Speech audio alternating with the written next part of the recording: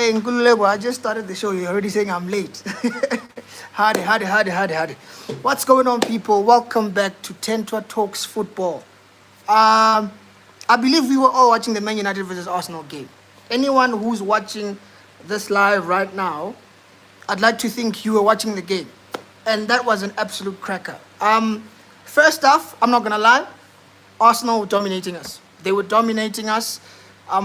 Let me just sort some things out. Just some people want to text me, and they know I'm live. So let me just put these people away. Come on. Let me see. 1 second, guys. Just 1 second.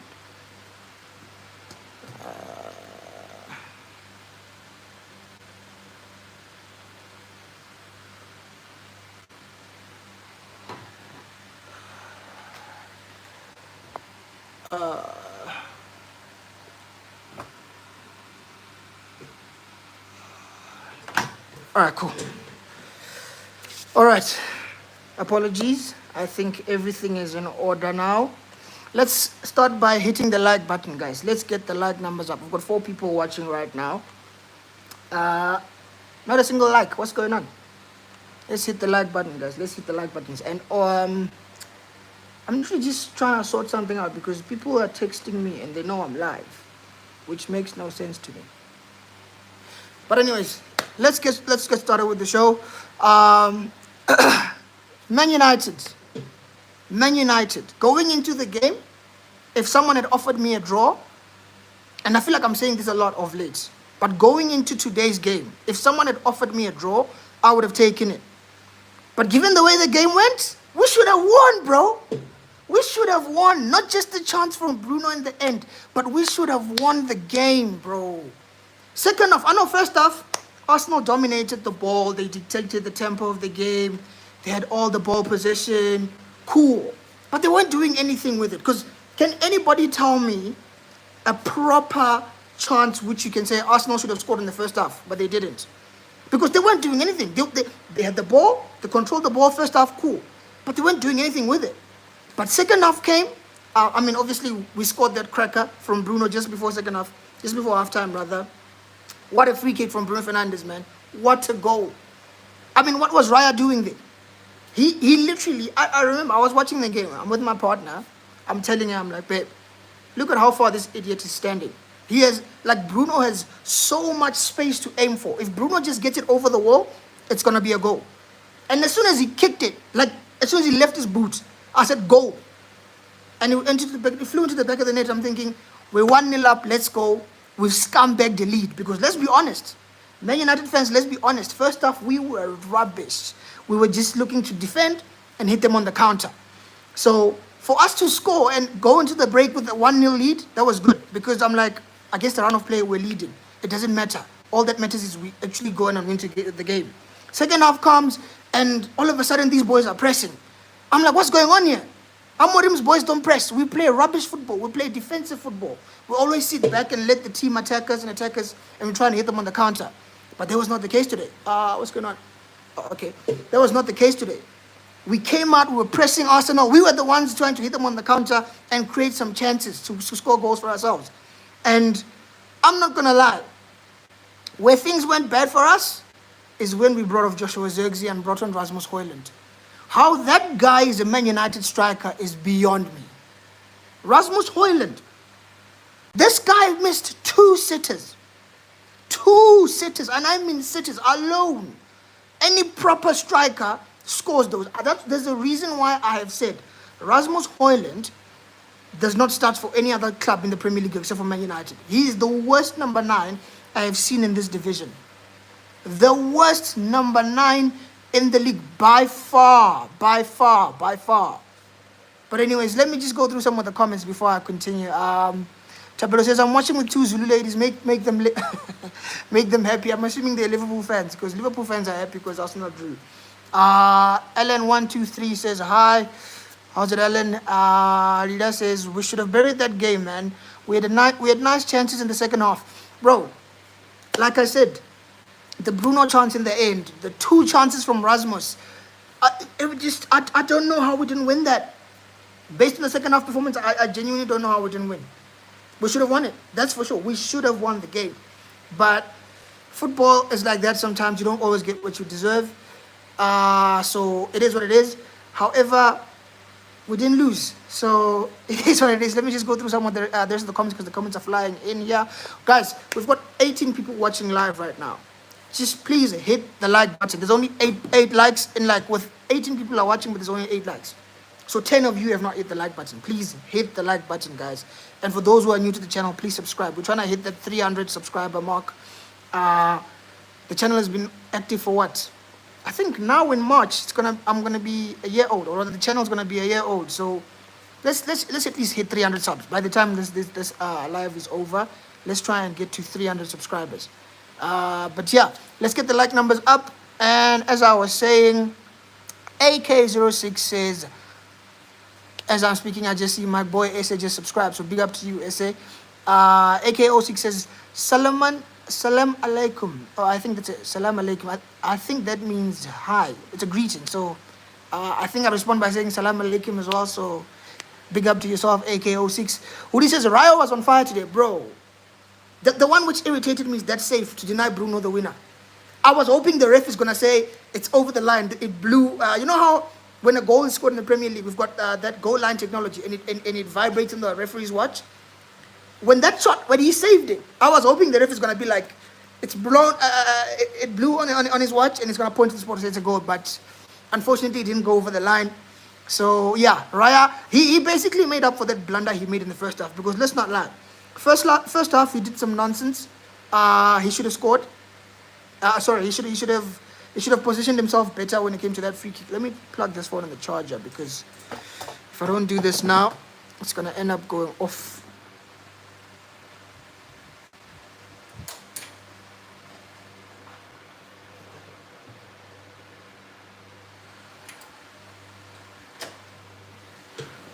Yeah, we're good now.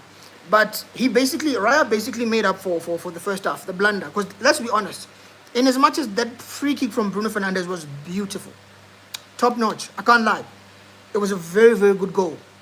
Let's not lie. Raya basically gave him the whole net to aim for. He literally stands in the corner, and I mean, guys, any technical or competent footballer should be scoring such a free kick, which he did. So big up to Bruno Fernandes for doing that. That aside, what else is being said on the comments? Let's see. Goody says, we see the chances, but goals matter. Bro, we've got a cow wearing our number 9 shirt. Rasmus Højlund, or as I call him, Trashmas Højlund cost us 3 points today. Because he had 2 chances where he should have scored. The first one, I can't remember if it was Mazraoui or whoever who gave him the ball. And he's literally facing the goal by himself. A competent striker just takes 1 touch to control the ball and 2 bangs. 2-1 Man United will win the game. But no, he gets the ball, he's still dilly-dallying, moving around. I don't know who, if it's Rice, he comes, he slides in, and he takes the ball away from him. And I'm just like, this idiot, this flipping idiot, you should have scored. They took the ball away from him. And then again, as if that wasn't bad enough, we create yet another chance for him. Towards like the end of the game, I think around the 80th or 90th minute. A ball is whipped into the box. He still doesn't connect with it properly. He misses. How on earth have we paid 73 million pounds for Rasmus Højlund? Someone told me, this guy's not good. I'm trying by all means not to swear. I'm trying to swear less on my lives and in these videos that I do, whether it's a pre-record or live stream. I'm trying to swear less. But people like Rasmus Højlund make you swear. Because what was that? People talk about how Nicholas Jackson misses chances. People talk about how Darwin Núñez misses chances. Have you met Rasmus Højlund? Rasmus Winter Højlund. The useless guy from Denmark. Pfft, what a waste of time. When Amorim made the change to bring Zirkzee off, right? And then he brought on Rasmus. I understood that Zirkzee is tired because he played 120 minutes. He played 120 minutes against Arsenal during the week, and then he played not against Arsenal. Who was it? Fulham. He played 120 minutes against Fulham on Sunday. Then during the week he played 90 minutes against Sociedad. And then today, obviously, he wouldn't play another 90 minutes. It would be unfair. The guy's tired, so I understood that. But to bring on Hoyland ahead of Chido Obi Martin, that kid, that 17-year-old kid, he would have those two chances that fall to Hoyland. I promise you, if one of them falls to Chido, he's burying that. And I thought it would be very, very poetic for the former Arsenal kid, the teenager that basically gave Arsenal and Arsenal fans the middle finger to say, I'm going to Man United, I'm leaving you guys, I'm going to United. Bring him on and have him score the win against Arsenal. My God, AFTV would be lit tonight. It would be lit. But now it's not going to be lit. Because I can't lie, I'm disappointed with the draw. We should have won the game, bro. Like, I know first half we were rubbish and we didn't create anything. But trust me, the chances we had in the second half, we should have won the game. Honestly, we should have. But let me read the rest of the comments because there's a lot. Goody says, we'll see the chance. But okay, I already read that one. Bill Reed says, I guess. You guess what, mate? Tell me. Maybe elaborate a bit. Yo, Gus says, congratulations. Team India, winner of Cricket Champions of 2025. Okay, congratulations to the Indian team, I guess. The Indian cricket team. I'm not a cricket fan, but yeah, it is what it is. Goody says, rubbish football that killed me. Bro, the game was, like I keep saying, the first half we were rubbish. I'm not going to lie, I'll admit. We were not good in the first half, we were rubbish. Second half, we were good. In as much as Arsenal may have had more ball possession, we were the ones who looked more likely to score. We were the ones who were creating more chances. We looked more likely to score the winner, not Arsenal. So even when they equalized, I was quite disappointed. But to be fair, or rather, I will give credit to these boys, the Man United players, is the fact that when Arsenal made it 1-1, I said, you know what? I've seen these guys do this so many times. They're going to end up crumbling. But fair play to the boys. They didn't crumble. They kept on pushing and pushing and pushing. We just couldn't score. Hoyland missed 2 sitters. Bruno's had a chance cleared off the line by Raya. Who else? We were just wave after wave, man. We were creating chances, but it just wasn't meant to be, man. It just wasn't meant to be. But anyways, Bruno, sorry, what's this? Bro Reed said you should have left them alone. Left who alone, bro? I'm a bit confused, bro Reed. CJ Clark says Bruno's carrying United on his shoulders. 100%. 100%. And anyone who's been watching this channel, right, for long enough will know that I am not the biggest Bruno Fernandes fan. I'm not. If anything, he frustrates the life of me for most of the time. However, I've always been consistent in the sense that when a player plays well for Man United, I will come out and praise them. Whether I rate the player or not, that's besides the point. If a player does well, I'll come out and praise them. Unless if it's Rasmus Højlund, because, yeah, he's just rubbish. He never plays well, so when am I ever going to praise him? It's never going to happen. But basically, there's no agendas here. Bruno played well. In fact, he's been playing well. The past couple of games, he's been carrying us. Other games, he's not exactly played so well, but he has come up with a definitive goal or an assist or a performance. So, big up to Bruno Fernandes. He's been, by far, since the turn of the year, I think since Ahmad got injured, it's almost as if Bruno has had to step up. Because before, you could have easily made a case that Amad Diallo has been Man United's player of the season so far.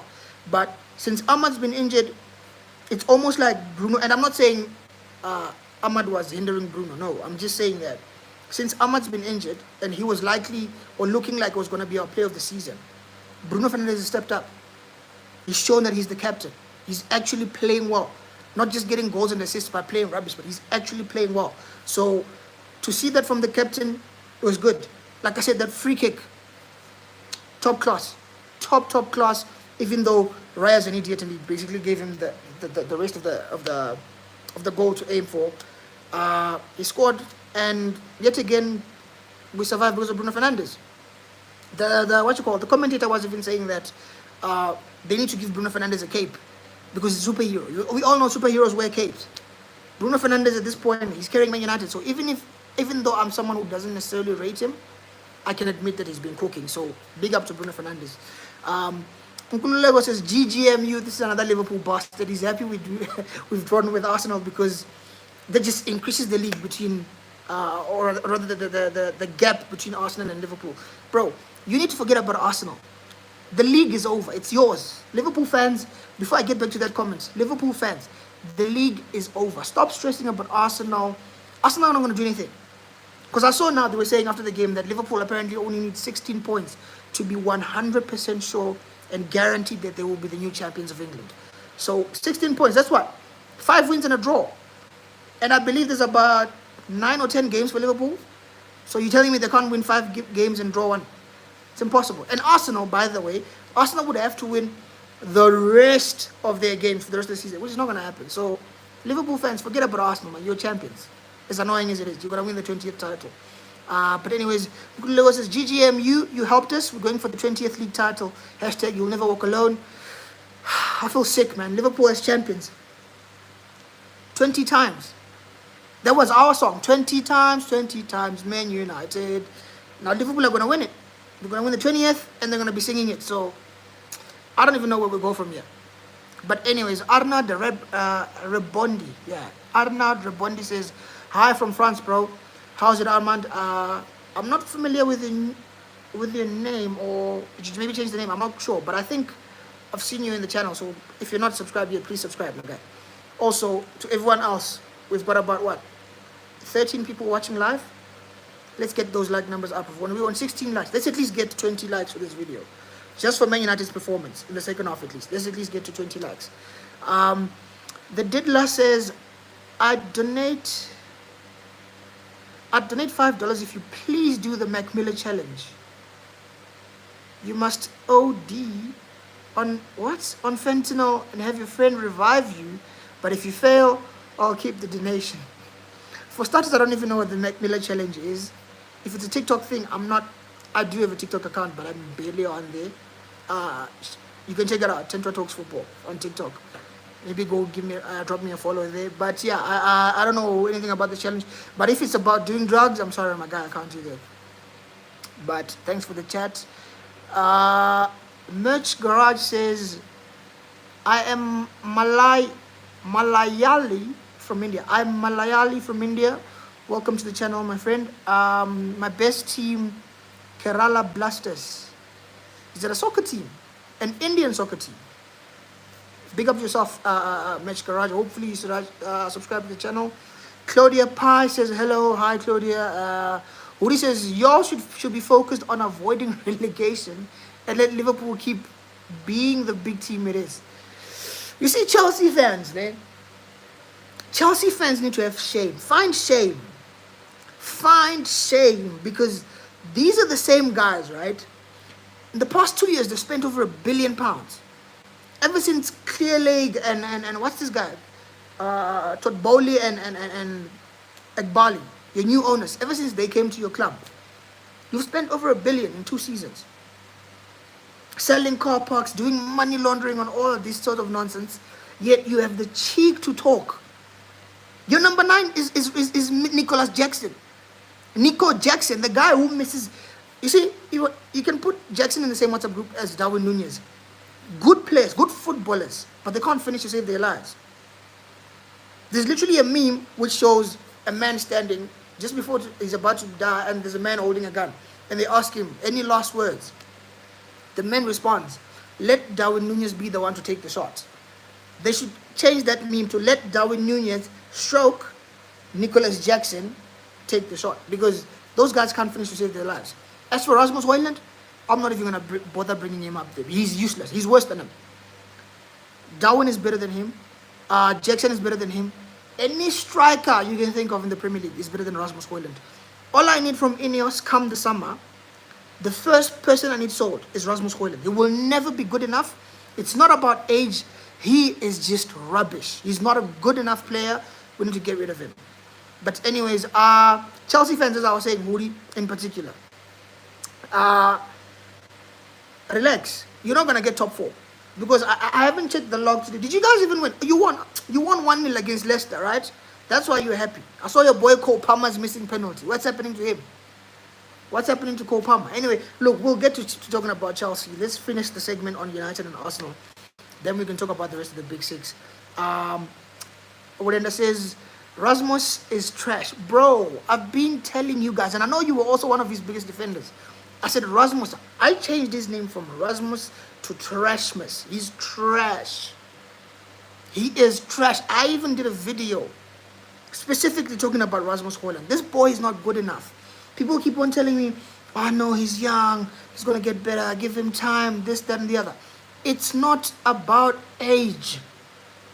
Football is not about age. You're either good enough or you're not good enough. It's as simple as that. Lamine Yamal cooking for Barcelona, 17 years old. Okay, let me know. Maybe I'm being unfair bringing up Lamine Yamal while I'm talking about Rasmus Højlund. Let me make it even more fair to Rasmus Højlund. Chido Obi Martin, was it against Fulham where he came on midweek, or was it on Sunday? Chido Obi Martin comes on against Fulham and he offers more against Fulham than Rasmus had the whole game. A 17-year-old kid. To show you it's not about age. It's about whether or not you're good. You're either good enough or you're not. It's that simple. If you're not good enough, you're not good enough. Rasmus Højlund, I said I wouldn't say in this video, but I'm sorry, Rasmus Højlund is shit. He is shit. He's not good enough and he will never be good enough. Such players need to be sold. And I've accepted we're going to make a loss on him because we signed him for what, 73 million pounds? Of course, that's including add-ons, but we apparently paid about 64, 65 up front. So you're telling me we paid 65 million pounds for Rasmus Højlund. We're not going to get 65 million pounds back. If someone was to offer me 30 million tomorrow, in fact, what am I even saying, 30? 20 million, I'll take it. He's not good, bro. He's not good. He will never be good. Just cut your losses and move on. Those are the type of players you just take the hit and say, you know what, there was a bad business decision. We backed the wrong horse. It's not good enough. And you sell it. Simple. But anyways, more comments are flying in. Holy says he's the Erling Haaland from Timu, bro. I think the people from Timu would be offended that you're associating Rasmus Højlund with them. I get it, Timu might not have the best credentials or best of reputations, but associating Rasmus Højlund with Timu is an insult to Timu because that guy is trash. Absolute trash. But anyways, Pookie says hello. So hi, Pookie. Nkulego says Darwin Nunez is trash, but I'd prefer him at any given day over Rasmus Højlund. Bro, that's what I'm saying. Darwin is trash, but you know what? He's a workhorse. He actually brings something to the team. The funny thing about Darwin Nunez, he can get the ball and dribble past 3 or 4 players and then miss an open net. Rasmus can't even beat one player. The ball comes to him, he can't even trap it. It's like the old saying which they used to say about Romelu Lukaku. It's almost as if he's playing with Timberland boots on. He is so shit. He is so shit. And he's 22 years old. But people want to tell me, no, wait till he's like 27, 28 when he reaches his prime. Bro, this is Man United. We don't have time to wait for you, bro. You're either good enough or you're not. If people are telling me he's only going to be good when he's 27, 28, then sell his ass in the summer. Then sign him back when he's 27, 28, when he's his prime. Because players like Victor Gyökeres are there. They're available. Romano 2 days ago was making a video indicating that Victor Gyökeres, right? There's a 65 million euro release clause. 65 million euros. That's about what? 55, 57 million pounds? You're trying to tell me you can get a world-class number 9 for 57 million pounds? Sign him. Sign him. If anything, if I'm Man United, right? I'm getting on the phone right now. I'm calling Sporting Lisbon. In fact, if I'm Ruben Amorim in particular, I'm getting on the phone. I'm calling Sporting Lisbon. I'm saying, Sporting, I want Gyökeres. I'll offer you Rasmus Højlund plus, I don't know, 30 or 40 million. Take Rasmus and 30 million. We get Gyökeres, a proper number 9. Because let's be honest, the only reason Man United didn't win today's game is because we don't have a proper number 9. We don't. I rate Joshua Zirkzee, but I've said it many times in this channel. He's not a number 9 and he will never be a number 9. So get me a proper number 9. And the chance where Rasmus gets where he fumbles and falls over, that's a goal. The chance which is crossed in around the 90th minute and he flipping misses and it goes out for a corner, that's a goal. 2 chances he fumbled, this boy. 2 chances. But his defenders will tell you, oh, he's still young. Man, fuck off, bruh. But anyways, more comments here. Hoodie says, we're all getting good strikers this new summer. We're all getting good strikers this summer. Arsenal, Chelsea, Man United are getting new strikers because we definitely all playing with 10 players. Our strikers are trash, to be honest. Yeah, we can agree on that because Arsenal need a number 9, but Arsenal are being mostly linked with, what's his name? They're mostly being linked with Benjamin Šeško. Looks like a decent player. I'm not gonna say he's top class, but looks like a decent player. For me, I've got a bit of a prejudice or a bias against strikers who use left-footed. And before you come from me, I know Erling Haaland is left-footed. I know that. Erling Haaland is on a league of his own. Put him aside. Forget Haaland. Haaland is a machine. We're talking about actual humans here. I believe we can all agree that Erling Haaland is not a human being. So let's exclude Haaland from this conversation.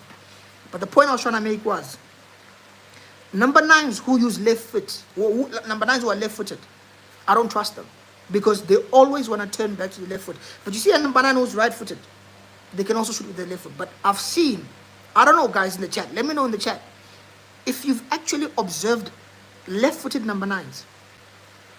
Quite often they're not world class, they're not good. Haaland aside, I've already said Haaland is an exception, so put him aside. But every other number nine, yes, they've been there, who've been good, but most of them are too reliant on their left foot. The same with Rasmus Højlund, too reliant on his left foot, and his left foot is not even good anyways. So he may as well try and shoot with his right foot. So for me, I don't want any number nine who's left-footed. I'm not trying to see that. Some people say so when I see Benjamin Sesko, he's got potential, but he's left-footed. I know we've been linked with him in the past. I'm good. There's only one striker I'm looking for, Victor Gyökeres. I know we're being linked. The two names we're being linked with the most is Gyökeres and Osimhen. Osimhen, I don't know. Look, like the jury's out for me. I think he's a good striker. He showed it in Italy. He was top scorer, player of the season, all of that. But I don't know, man. I just feel like something's missing there. I know he's quick. He can finish. I don't know. If I'm being honest, right? If we got Osimhen, I wouldn't complain. I just feel like my number one preference is Victor Gyökeres. Obviously, the ideal striker, which I believe all Premier League sides would love right now, would be Alexander Isak from Newcastle. But let's be honest, Newcastle are not going to sell him. So forget Isak. A player who's actually available, like the striker market is quite dry. We've got Isak, he's available, but apparently Newcastle would only sell him for about 150 million pounds. I can see someone like Liverpool breaking the bank for him. Because think about it, if Liverpool sell Darwin for about 70 million, because remember, Liverpool rejected 70 million for Darwin Núñez on deadline day from Al Nassr, and the links are still there, that they're still interested in him. So if they get 70 for Darwin, they can just add about 70 or 80 of their own and go get Isak. Imagine a front three of Salah on the right, Isak in the middle, Gakpo on the left, with Diaz coming off the bench, Jota coming off the bench. Bro, their attack would be fire. It would be fire. As a Man United fan, I would be scared about Liverpool getting Isak. But basically, to get back to the point of strikers, the striker market is dry. You've got Isak, who's world class, but it's going to cost you an arm and a leg. You've got Gyökeres, who is Amorim's boy. He's got a very easy... I know the release clause is 100 million euros, but Romano said, like I said 2 days ago, 65 million euros gets you Victor Gyökeres. It's about 57 million pounds. So he's available. So you've got Isak, Gyökeres, and Osimhen. Those are three strikers who are available.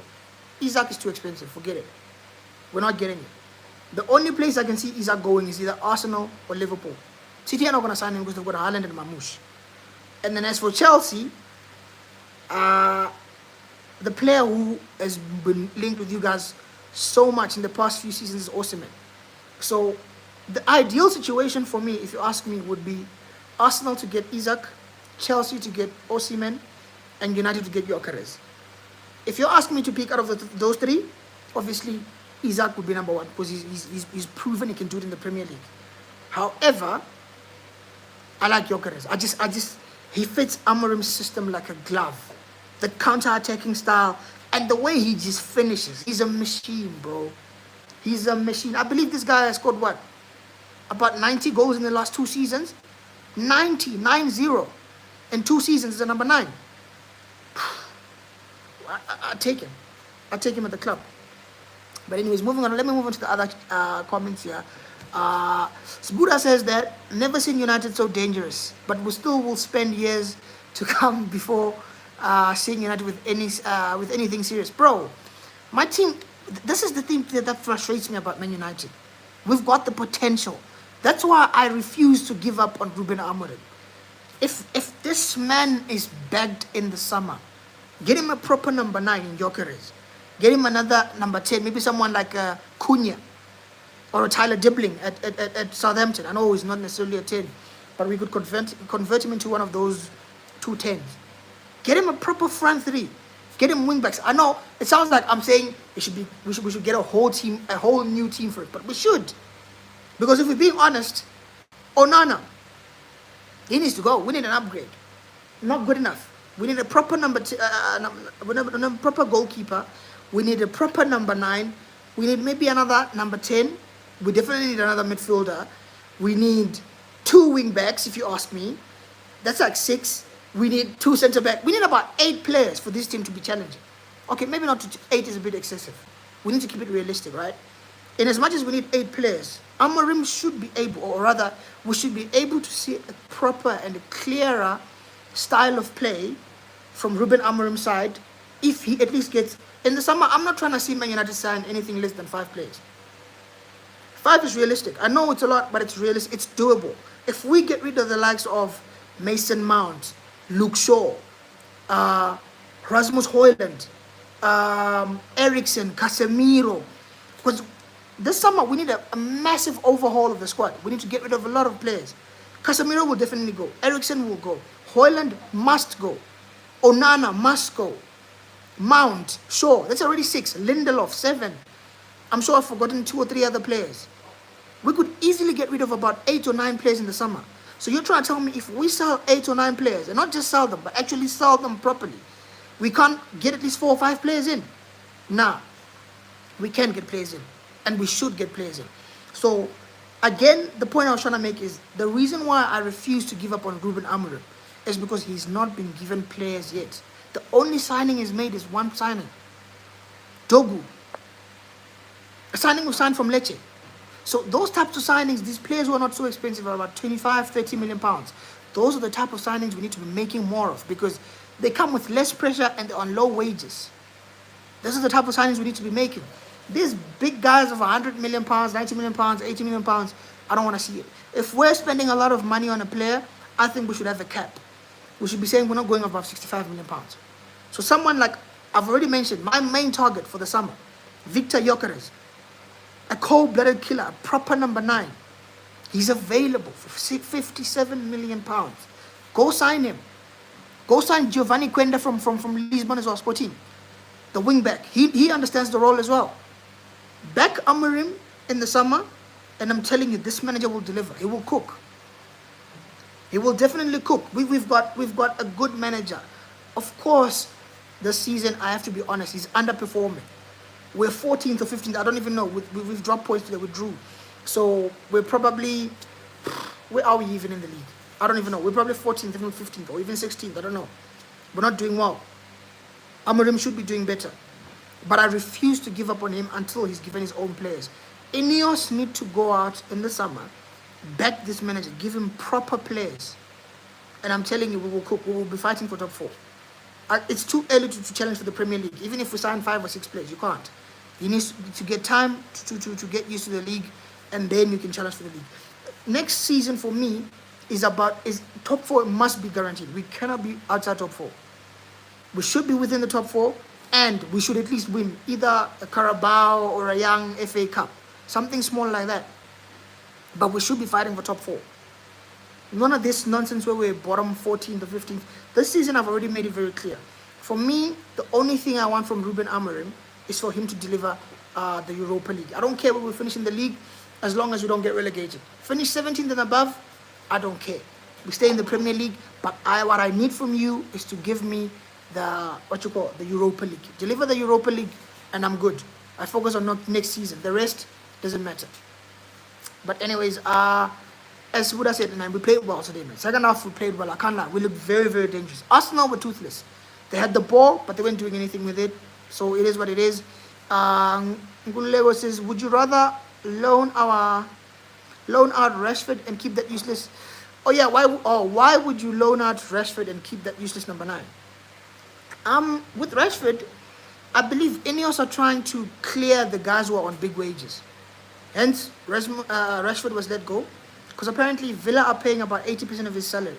And remember, Rashford is on what? Apparently, he's on about 350 a week.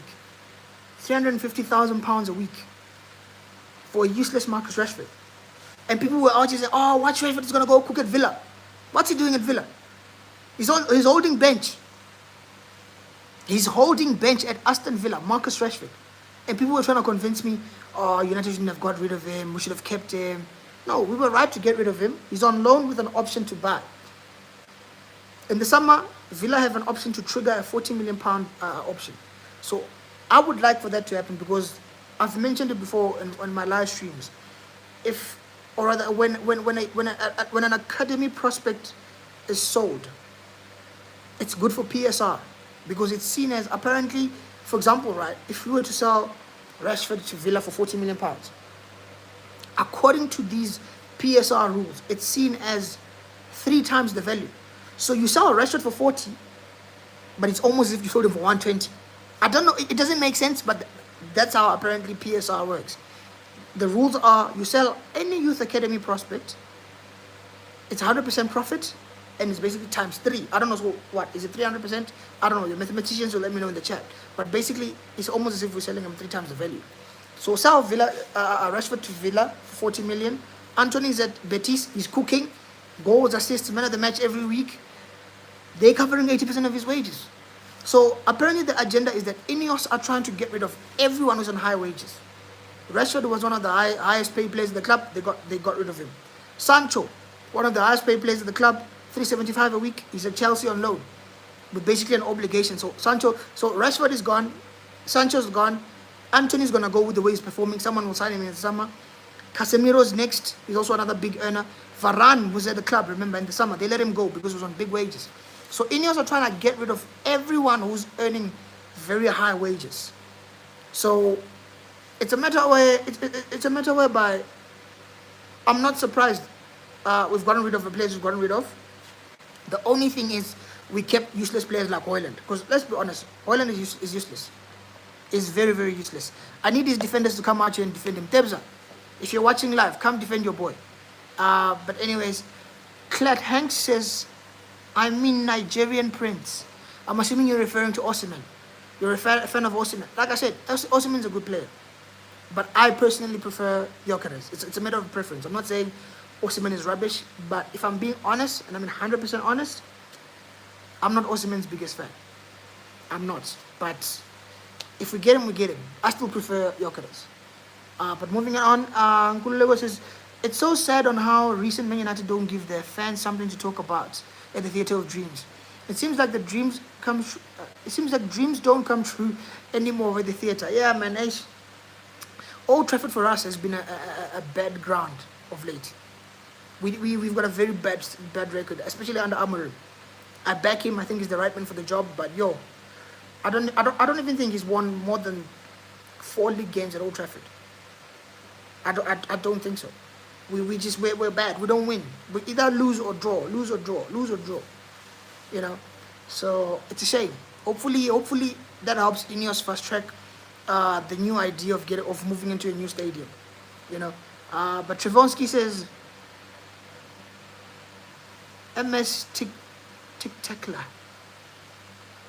Oh my God. So what? Whatever, man. Whatever, Trevonsky. Kanea says Fenerbahce. I'm assuming they're winning. Are they winning? I'm not sure. I didn't know they're playing. I'm assuming they're winning. Nkululeko again says, trust me, even South African striker Forster can give Man United something to talk about. The boy's hungry. Even Onana is trash. You can't guarantee Man United a clean sheet. Bro, Onana is a big problem for Man United. It's a big problem. The only reason why I feel Onana doesn't get talked about as much as he should is because we've got many other issues in the club. We've got many other issues in the club. So, but Onana, don't get it twisted, he's also someone who needs to be sold, because as long as we have him in goal, you just know he's one moment away from making a big blunder and causing us to drop points. So Onana also needs to get rid of. We also need to get rid of him. As for Forster, is it Lyle Forster who you're referring to? I'm not sure. Good level. I'm assuming so. The entire population of Texas says, sack him and get in Big Sam. Man United needs someone proper, Brexit ball, and not this tippy-tappy 3 at the back nonsense. I hear you. I hear you. The entire population of Texas, I hear you. I'm of the opinion that we need to keep Ruben Amorim. I still back the manager. But like I always say, we're all entitled to our own opinions. So if for you feel Amorim is not doing well enough, fair enough. I can't blame him. We are 17th in the league, 16th or 14th, whatever we are in the league. It's fine. I hear you. So it's your comment. Fair enough. I can't begrudge you for holding that comment or that opinion. So I still think we should back him. But hey, each to their own. 600 Plant Life says Dreamfish, Colorado River Toad, Decaying Toad, Diopo, San Pedro, Vines, Cannabis, have magic mushrooms are holy medicines, not drugs. Again, fair enough. I know nothing about that. I don't smoke. I only know about cannabis. What else did you mention? Dreamfish, Iboga, Vilka, Yopo. Yeah, I know nothing about that. Coca. Okay, I know Coca. Yeah. Yeah, big up yourself, 600 Plant Life. Some emojis there. Again, you're repeating about the drugs. I don't know what else to say. 600 Plant Life. You just keep talking about your drugs, but okay. Nico 5YT says hi. Hi, Nico 5YT. Look, guys, please hit the subscribe button. I don't know if we've managed to hit the 300 mark. Let me see on my laptop here. I don't think so. I don't think we've hit the 300 mark. I think we're still on 299. I think we're still on 299, guys. Let's hit the subscribe button. Nicosi 5YT says Poland. Also, you're tuning in from Poland. Big up yourself. Big up yourself. Please hit the subscribe button and hit the like button, guys. If you haven't already, please hit the like button and also subscribe to the channel. Ngululego is back again. I feel like my boy has been on the chat. Man United got a good coach. Can he get a chance to sign players of his choice? Then we can judge him. That's exactly what I've been saying. He will cook. And what I like about him is that he gives it all against big teams, so he's good. That's what I've been trying to say. That's what I've been trying to say. Give Ruben Amorim a chance. People expect him to come and just turn water into wine. People were telling me, when Amorim comes, we don't need to sign Gyökeres because we've got Rasmus Højlund. Amorim is going to turn Højlund into Gyökeres. It's going to be so good. I said, guys, Amorim is not a miracle worker. He's a human being like you and I. He's not going to do that. So he just needs to be given time and he'll cook. Nicola says, okay. Again, I'm seeing Luke's Best Life says, hello, hi, Luke's Best Life. I hope you subscribed. Hit the like button. Hit the like button and subscribe to the channel, guys. Subscribe to the channel. Thanks to everyone. I see the like, but the like numbers are going up, and I see the subscriber count is also going up. I think we're about to hit the 300 mark if we haven't already. Yeah, but anyways, where was I? Luke's Best Life says, okay, I've subscribed and liked. Thank you so much. Big up yourself. To everyone who's new to the channel, I don't just talk about Man United only. I obviously talk about the Big Six. And I feel like I've been talking about Man United for 44 minutes now. It's time to move on. We've covered the Man United versus Arsenal game. Man United should have won. Arsenal dictated the possession. They had more of the ball possession. Man United did more of the chances. And we should have won. If we have a proper number 9, we would have won it. But unfortunately for us, our number 9 is that useless guy, Rasmus Højlund. So it is what it is. We didn't win. We move. What else is there? Yeah, let's move on from the Man United game, guys. Let's move on from the Man United game. Covered United and Arsenal. Seeing as we're talking about Arsenal, who are in a title race, we may as well move on over to Liverpool. I believe Liverpool won their game. Wait. Metehan Aprag. I don't know how to read Turkish, but I'm assuming that's Turkish. Salam alaikum, my brother. Say hello for Besiktas. Salam alaikum, Metehan Aprag. Yo, pardon me if I'm butchering the pronunciation. I'm not good with Turkish, but big up yourself. please hit the subscribe button. Metahan, also hit the like button as well. Hit the like button and subscribe to the channel. Pick up yourself and Besiktas. Are Besiktas playing, or is it Fenerbahce playing? What's going on? Are they both playing? I've had a few Turkish friends of mine here saying that big up Besiktas. So big up both Besiktas and Fenerbahce. I personally don't have a dog in the fight. I'm not a fan of either. I have nothing against them. I just don't watch the league. But yeah, we're gonna move on to Liverpool now. What else can we say about Liverpool? The one yesterday, they were 1-0 down at half time. Apparently, Darwin Nunez should have been sent off. Should have been given a red card. But typical Liverpool and VAR. You know what Liverpool's called? Liverpool. It's VAR pool. Yeah, I'm not gonna say more than that. All I'll say is Liverpool have been getting away with some dodgy decisions of late. We saw them in the Champions League. Konate bringing down Bradley Barcola, last man. Should have been a red card and a penalty, but it didn't happen. So it is what it is. But apparently the one yesterday, 3-1. Mo Salah scoring a brace. What else can we say about Mo Salah, bro? He's a contender for the Ballon d'Or. Definitely a contender for the Ballon d'Or.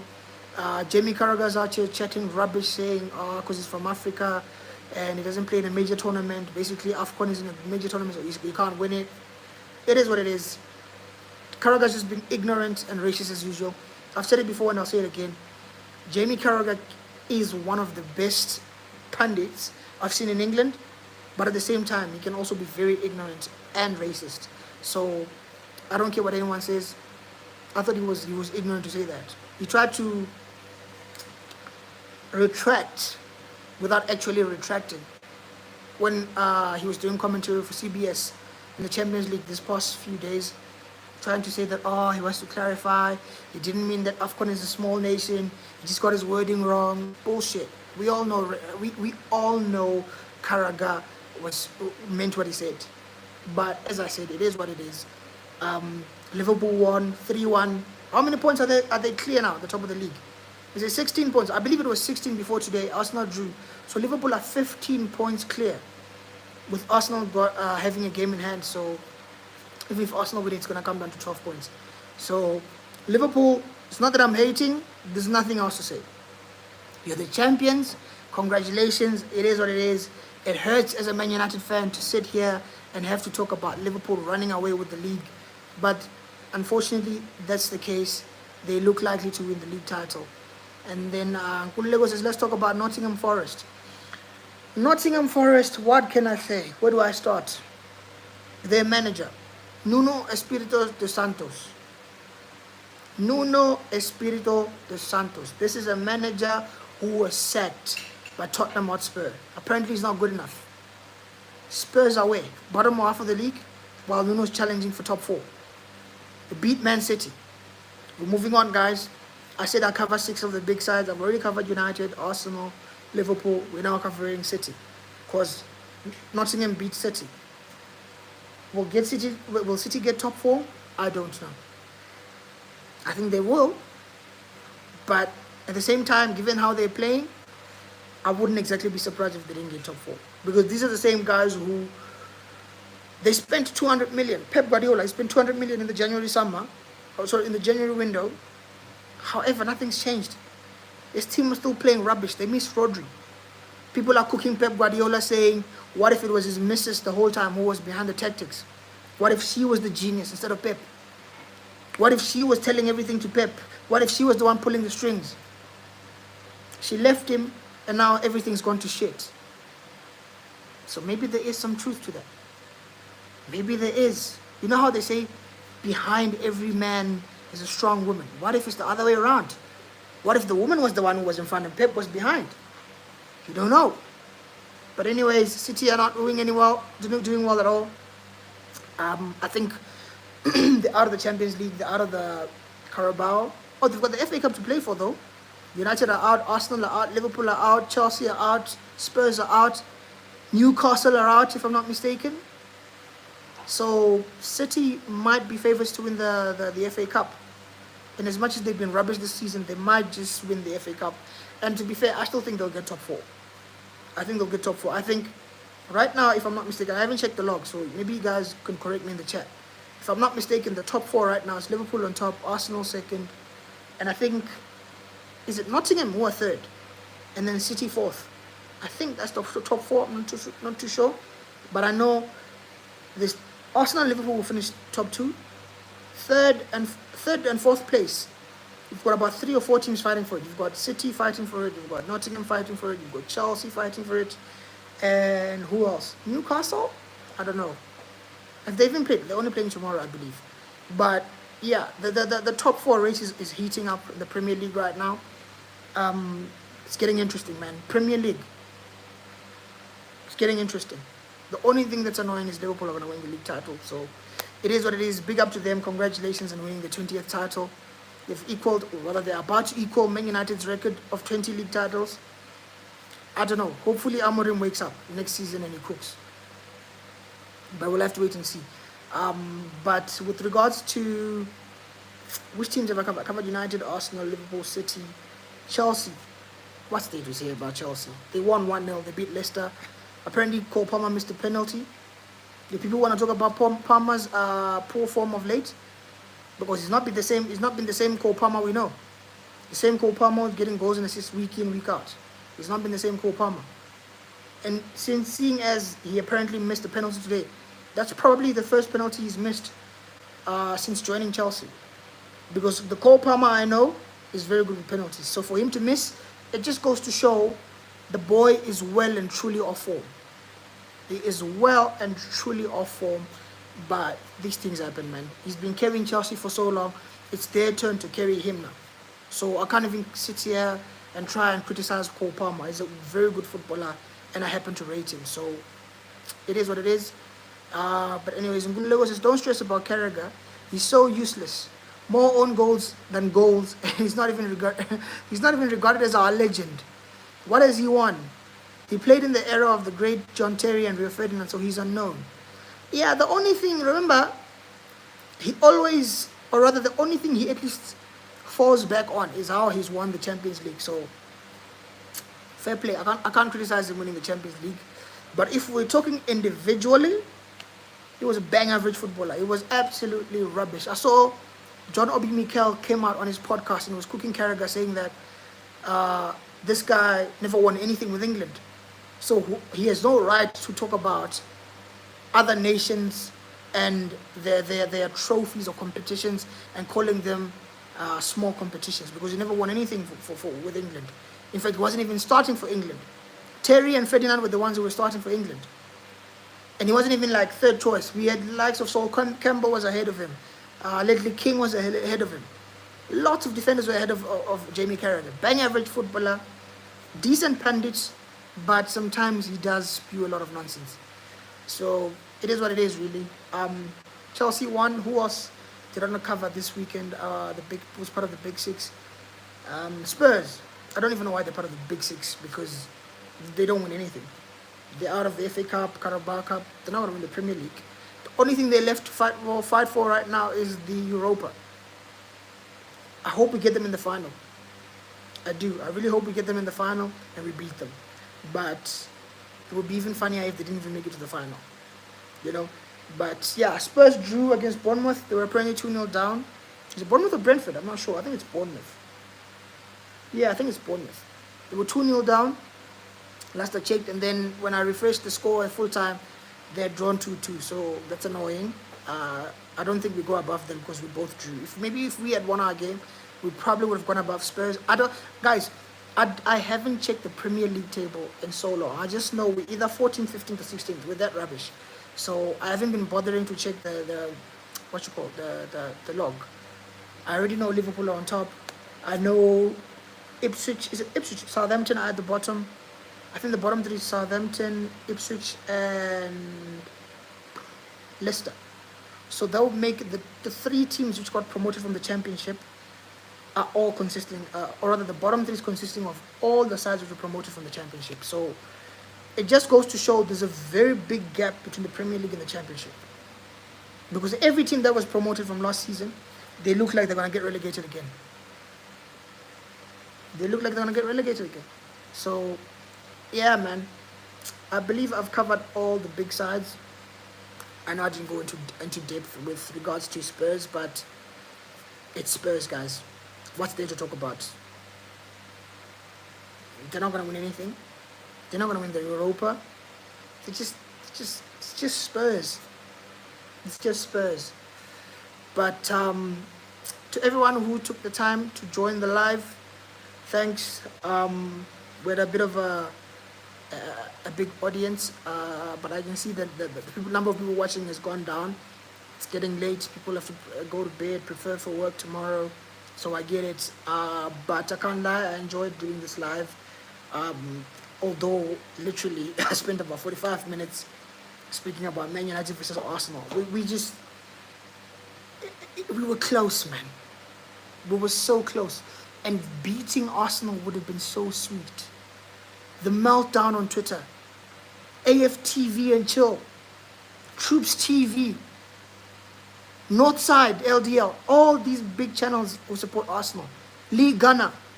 I would have been enjoying watching them. The meltdown would have been sensational. Now they've drawn, so they won't be happy, but it won't be as big as if they had lost. But it is what it is. I said in the beginning of the video, I would have taken a draw going to the game. But given how the game actually went, we should have won the game, man. Honestly, should have won it. It just wasn't meant to be. Rasmus Højlund is shit. Missed 2 big sitters. I don't understand what he wants. Like, does he want it like what? 1 yard away from goal? Useless player if you ask me. But just to go back to this, Bruno Fernandes, I have to big him up. I've been very, very critical of him in the past couple of years because for me, he hasn't stepped up when the team has needed him, especially in the big games. But I have to be fair to him. Tonight and in the past couple of weeks in particular, or rather since the turn of the year, since Amad Diallo got injured, Bruno Fernandes has been sensational for Man United. He's been good. He's been performing, coming up with some big performances, scoring big goals for us, coming up with some good assists, creating chances. So, fair play to Bruno Fernandes, big up himself. He's done what needs to be done, stepped up when the team needs him or needed him. So, fair play, man. We're not going to do the agenda thing. I think I can just wrap up the video by doing, player ratings. For those who are new to the channel, I usually do player ratings going from 0 being poor, 5 being average, 10 being excellent. So 0 to 10, 0 being poor, 5 being average, and 10 being excellent. We'll start at number 1, Andre Onana. Didn't really have much to do today, but when he was called upon, he did make some decent saves. Of course, he conceded the goal. I'm a big Onana critic, but I can't blame him for the goal. It's a good finish by, is it Rice? Yeah, very good goal, so can't blame him for that. So I'm going to give Onana slightly above average 6. Back 3, we had De Ligt, Lindelof, and Yoro. Matthijs De Ligt, absolute colossus at the back. Very solid, very physical. Another player who I wasn't too sure about him when we signed him. I have to be fair to him. He's been playing well, De Ligt, in the past couple of weeks. He's been playing well. Some people would even argue he's been playing well all season. So fair play to De Ligt. I'm going to give him, based on his performance tonight, I thought it was very good. I'm going to give him a 7.5. Victor Lindelof, another player who I am desperate to see leave. I am so desperate to see Victor Lindelof leave this club. But good enough or lucky enough for us, his contract is coming to the end at the end of the season. I believe Ineos won't give him a new contract. They're going to let him go on a free. It's fine. But fair play to him today. He played well. He played well. I'm going to give him a 7. Lenny Yoro played well as well today. Unfortunately for him, he got an ankle injury, so he's out. I'm not sure how long he's going to be out for. Hopefully it's not a long injury because our injury list keeps on piling up and piling up and piling up, which is not what we need. So hopefully it's not a long layoff for Lenny Yoro. Wasn't special, but wasn't beaten at any point, so I thought he did his job. In fact, the whole back 3 for me, they did their job. So Yoro also gets a 7. Excuse me. Then moving it on to the wing backs, we had the likes of Diogo Dalot and Nusayr Mazraoui. 2 polar opposites. Nusayr Mazraoui, what a player. A player who signed for about 12 to 13 million pounds. Absolutely brilliant from Nusayr Mazraoui. One of the best players for us on the pitch tonight.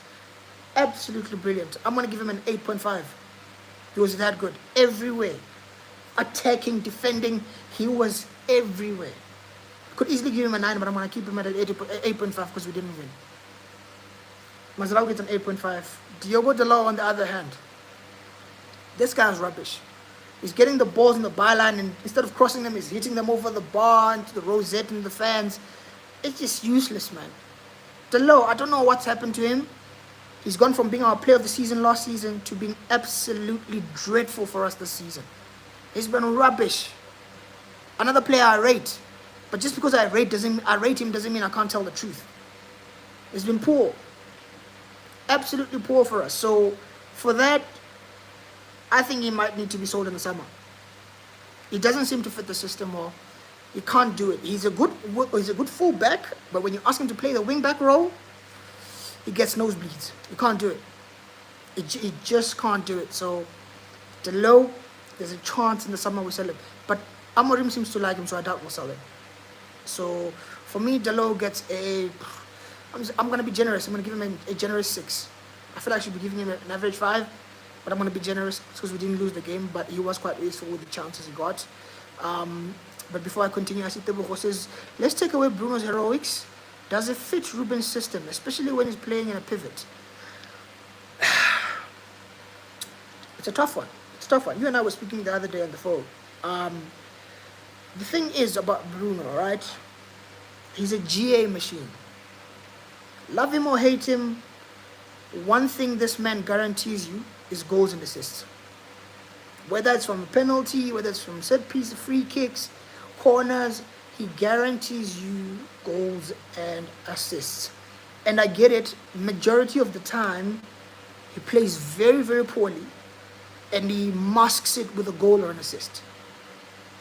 But what I will do, or how I will be fair, is admitting that, like I said, since Amad Diallo's been injured, who looked likely to be our player of the season, Bruno Fernandes has taken on the mantle and led the team. For the first time in a while, he's actually displayed leadership characteristics. Today he was there, second half. He was the one creating chances for us. Now, your question is, does he suit Ruben Amorim's system long term? Especially if you're going to play him in the double pivot, the 2-8s. It's a conundrum with Bruno. For me, ideally, and I know it's going to be controversial, I probably would have sold him in the summer. But I think you can't. I think before you even think of selling someone like Bruno Fernandes, you've got bigger issues around him before you even get to him. The likes of Luke Shaw, Mason Mount, Eriksen, Casemiro, Lindelof, Hoyland. There's so many players you can get rid of before you get to Bruno Fernandes. So for me, I'd keep him just for that reason. Another thing is, Man United aren't going to sell him. We give him a big bumper contract, about what, 250 grand a week, just this summer. So I don't see us getting rid of him. And he's Amorim's boy, just like Delo, he's Amorim's boy. So I don't see him going anywhere. So us complaining about it, I don't see it changing anything. I will big him up. I will big him up. In the past couple of weeks, like I said, or past couple of months, he has been our hero. Like you said it yourself, take away his heroics. Does it fit the system? I don't think he fits the system. So long term, my solution would be to sell Bruno Fernandes. But I just wouldn't do it this coming summer. This coming summer, I'd address things like number 9. With the number 9, I'd address, we need a number 10. One of the two 10s. Because we've already got Ahmad, but Ahmad can also play wing back. So I'd say we need a number 9. We need maybe 2 10s and 2 wing backs. Give me those 5 players.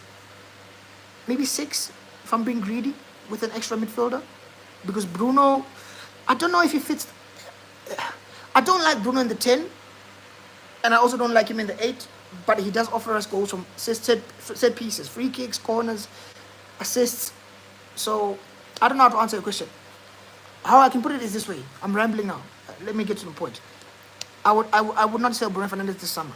I would sell him the summer after. I think we've got bigger issues to worry about. Deal with those first, and then long term, seeing as he doesn't fit the system. We're going into summer of 2026 now, or 2025 summer. Summer of 2026, that's when I'd look to get rid of Bruno Fernandes. But for now, there's other priorities to focus on. So I hope that answers your question. What was I going to say? I've lost my train of thought now. Player ratings. I need to finish my player ratings. The two midfielders, Casemiro and Bruno Fernandes. May as well start with Bruno since I'm already talking about him. I thought Bruno Fernandes played very well today. He was our man of the match. I get it. You don't rate him. I don't rate him either. But I can admit that he's been very important for us. Very, very pivotal for us in the past couple of months. So for me, he was our man of the match. And I'd even go as far as giving him... No, but was he a man of the match or was it Mazraoui? I gave Mazraoui an 8.5. I'm going to give Bruno an 8.5 as well. So you guys can decide who was the man of the match. Between Bruno Fernandes and Mazraoui, you guys can decide. I'm going to give Bruno an 8.5. I thought he played well. Scored a good goal. Una says, Rasmus Højlund. I don't know why he's still at the club. Bro, you see Rasmus Højlund, right? He's a criminal. He's a thief. He's a criminal. He deserves to be arrested for missing chances that he's missing and for stealing a living. Because at this point, they may as well put me or you as a number 9 for Man United. He's useless. But like I've been saying in the video, I think they will sell him in the summer. I think Ineos will realize this boy has been here for 2 years and there's no improvement. If anything, he's going backwards. He's regressing. He's not improving. He's getting worse. Can't score, can't link up play, can't get involved in the whole gameplay. It's just a rubbish footballer. So he's a fraud and he needs to be sold. Like you're saying, Una, he's a total fraud. So don't worry about him. I think he'll be sold. But as I was saying, I want to finish the player ratings and wrap up the video. Tomorrow is going to be a long day. Bruno 8.5. Who else was in midfield? Casemiro. I don't know how to rate him. I don't think he was bad, but he wasn't good either. I think he was... I don't know. I'm just going to give Casemiro 6.5. You guys can let me know what you think. I'm going to give Casemiro 6.5. Above average. Then the front three, we had Zirkzee, Garnacho, and Eriksen. Eriksen, again, another one who's too old. We put him in one of those 210s, but he's too slow. When we go on the counter, he can't do anything. Set pieces, he wasn't exactly delivering great ones. It didn't play well for me. I thought it was average. But I'll give him a generous 6, Eriksen. Garnacho, as Una saying, Garnacho is selfish. The amount of times we're on the counter and he just needs to cut it back and he's not doing it. It was frustrating. But to be fair to him today, he did cut back a bit. Maybe 1 or 2, he made some passes. So that's a positive if we're being generous. But yeah, we've got 8 people watching live right now, man. If all of you hit the like button and all of you subscribe to the channel, please subscribe to the channel and hit the like button. But yeah, Garnacho for me gets a... Look, the only thing I'll give Garnacho credit for tonight, right? He was an outlet for us. On the counter, he was offering us some pace and carrying the ball with him, which is something Zirkzee and Eriksen can't do because they don't have the pace. But at least Garnacho was running with the ball, even though he's selfish as fuck. He was running with the ball and trying to create some chances for us. So he looked like a threat, so I'll be fair to the kid. I'm going to give Garnacho a 7 out of 10 today. I thought it was good. He needs to improve the selfish part. Because there was a time where he's running with the ball and cuts in. And I don't know who's on the left. He could have just laid it nicely for him. I don't know if it's Dalot or Bruno, but he chose to shoot. And I'm just like, from a bad angle, I'm like, pass the ball, Garnacho. That's why it's frustrating. But yeah, Garnacho gets a 7 for me. Joshua Zirkzee up against Saliba as well as Gabriel. I thought he held his own. He tried. Didn't do much, but he was offering us some hold-up play. Some balls he won, some balls he lost. But he offered a lot more going to the game. Hold-up play was there, linking up play. He tried. So for me, Zirkzee, another good performance. If you ask me, I'm going to give him a 7 out of 10. I know he didn't score, I know he didn't get an assist, but I like this all-around play. And in as much as he's not the quickest, he was pressing, he was running there, he was pushing, he was trying. So maybe I'm a bit being a bit generous with the 7, but I felt that's how much he deserved out of 10. 7 out of 10 works for me. Substitutions, there's no point talking about. Okay, Aiden Heaven, I can talk about him because the former Arsenal player, youngster, 18-year-old, comes on against his former club, made some big cracking tackles, and I was impressed with him. I was impressed with Heaven. Now that Euro's looking like he's injured and Maguire's also injured, Amorim must start Heaven. Start him against Sociedad on Thursday. But at Old Trafford, so the fans will be behind him. So start Aiden Heaven at left back or left centre back, and I mean he's left-footed, former Arsenal. He had a good debut, so play the kid. Chido B. Martin, unfortunately, he's not registered for the Europa, so we can't use him. We have to rely on bums like flipping Rasmus Højlund. But yeah, man, one of the subs came on. Collier wasn't on for long enough. There's no point talking about him. Rasmus, he was just shit. Rasmus Højlund, I give him a 0. Out of 10, I give him a 0. He missed 2 big sitters. He should have scored the chances. Could have easily won the game 2 or 3-1. But he missed both chances. So for me, Rasmus gets a 0. Collier, no point. I'm going to give him an NA, no point marking him. Who else came off the bench? I can't remember now, but basically I think I've covered everything about the game. It was a good game, especially second half, end-to-end stuff. We attack, they attack. We attack, they attack. Of course, Arsenal had the more ball possession, but we had the better chances, like I keep saying. So I'm proud of that. Amorim coached the win, second half. We just didn't win. The players didn't finish their dinner. Rasmus Højlund in particular, rubbish player, sell him. But yeah, man, it was a good live stream. Thanks to everyone who joined. I'll see you again next week, I guess. Hopefully on Thursday we beat Real Sociedad and qualify for the next round of the Europa League, because like I said, Amorim must deliver me the Europa League. I don't care where we finish in the league. As long as we don't get relegated and we win the Europa League, I'm happy. I look forward to the summer, getting new players, and hopefully he can start to cook with his own players. But thanks to everyone who joined the live. It was interesting. It was fun. You guys were very interactive. The chat was blowing up at some point. Could barely keep track. But thank you so much to everyone who joins, man. To everyone who's supporting the channel. We're a small channel. We're turning 1 this month in March. I'm not quite sure what date. I need to go back and check when I started the channel. Is it the 13th? I think I may have started the channel on the 13th. Either the 11th, the 13th, or the 16th. I think the 13th of March last year is when I started the channel. So I believe we're turning 1 year old, I think, on the 13th of March.